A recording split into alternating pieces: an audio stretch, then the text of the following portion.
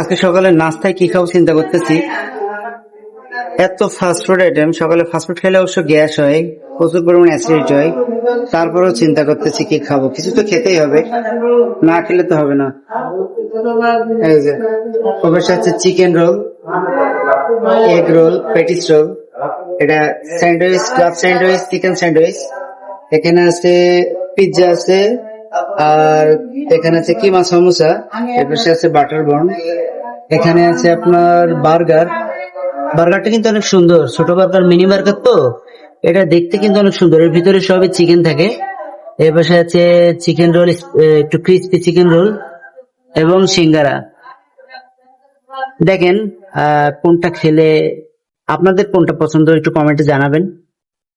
যাই হোক, আমি চিন্তা করতেছি এখন একটা বার্গার খাবো, মিনি বার্গার। ধন্যবাদ সবাইকে।